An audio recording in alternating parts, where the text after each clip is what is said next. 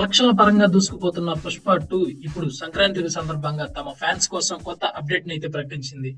సంక్రాంతి సందర్భంగా ఈ నెల 11న రీలోడ్ వర్షన్ ను విడుదల చేయనుంది.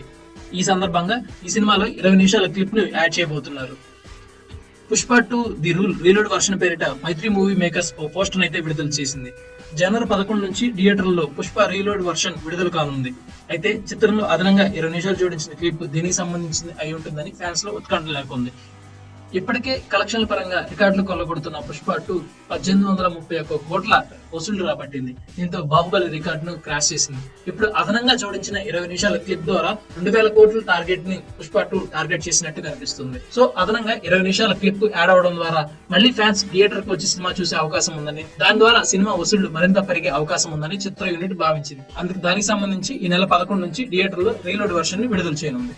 ఇప్పటికే 1000 కోట్ల పైగా వసూళ్లు సాధించిన భారతీయ చిత్రాల జాబితాలో 2వ స్థానంలో, తెలుగు సినిమాల లిస్టులో ప్రథమ స్థానంలోకి వచ్చింది పుష్ప 2. దంగల్ 2000 కోట్ల పైగా వసూళ్లు రాబట్టింది.